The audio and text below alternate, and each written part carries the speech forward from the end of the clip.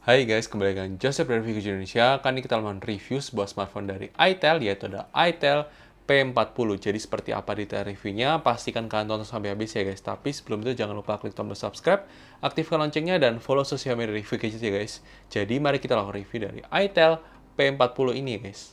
Mari kita bahas detail review dari itel P40 ini. Aspek pertama yang akan kita bahas dari sisi performance-nya, di mana penggunaan sehari-hari, performa sehari-harinya sudah termasuk lancar, buat browsing juga oke, buat scrolling ya memang sewajarnya lah untuk masih ada sedikit patah-patah dikit, tapi overall masih aman banget buat penggunaan harian yang kalian punya budget terbatas. Ini adalah performance yang oke banget ya guys. Dan bagaimana untuk gaming? Kita uji coba satu game, yaitu game Mobile Legends. Kita uji coba menggunakan setting yang rata kiri. Kalian bisa lihat untuk settingnya, level WB-nya, durasinya, baterainya semua di layar kalian. Overall termasuk lancar banget untuk kelas harga 1,1 juta rupiah. Bahkan lebih lancar, jauh lebih lancar daripada HP yang sudah pernah kita review sebelumnya di harga yang kurang lebih sama. Dan ini menarik banget ya guys.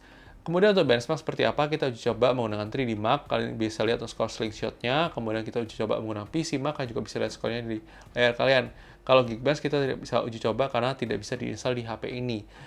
Itu aja yang bisa kita sampaikan dari sisi performance-nya. Menurut kalian gimana? Apakah menarik atau tidak? Silahkan tulis kolom komentar ya guys.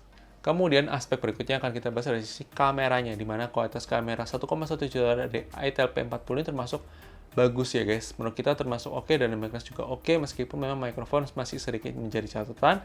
Tapi overall menurut kita kualitas kamera termasuk bagus ya guys. Kalian bisa lihat sampel foto dan video setelah ini guys. Oke guys, kali ini kita menguji coba kamera depan dari itel P40 4G. Jadi kalau kita lihat, ini sangat menarik banget nih guys. Kualitas kamera depannya untuk cahaya yang sangat cukup, ini termasuk bagus banget ya guys. Cuma kalau mikrofon kita kurang tahu ya, tapi secara kualitas gambar ini termasuk worth it ya guys. Untuk harganya ini kalau kita lihat secara dynamic range juga bagus. Ya untuk harga 1.100.000 ini menurut kita termasuk bagus ya guys. Tapi silakan tulis komentar mengenai kualitas kamera depan dari itel P40 ini ya guys.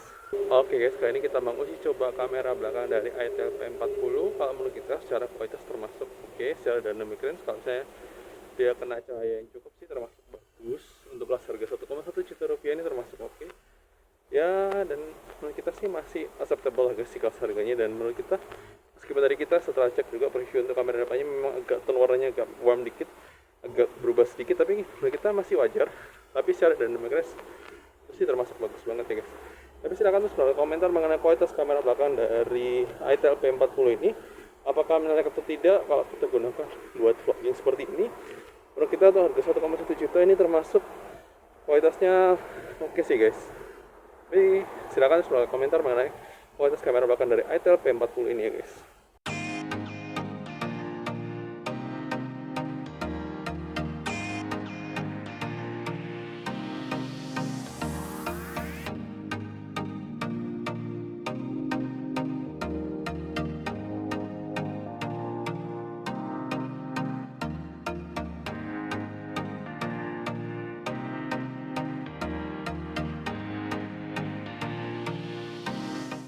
Kemudian aspek berikutnya dari sisi layar dari HP ini termasuk oke.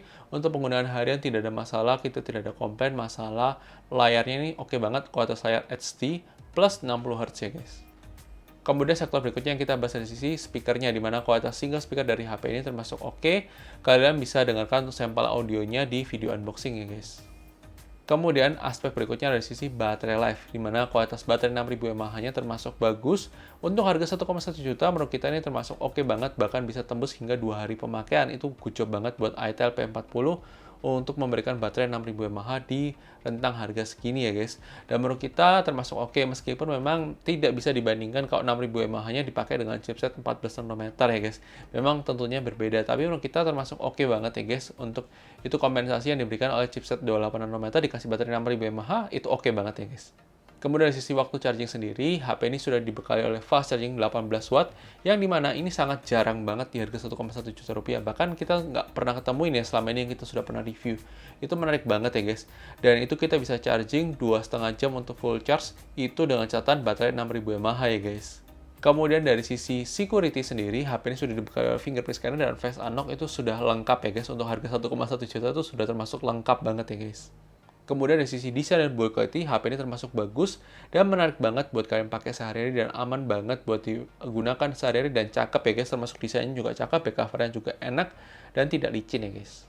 Hal-hal penting yang perlu kalian ketahui ketika kalian beli HP ini, di mana GPS di HP ini termasuk bagus untuk penggunaan harian itu termasuk oke, masih acceptable di kelas harganya dan lancar ya guys, kita tidak ada komplain soal GPS-nya.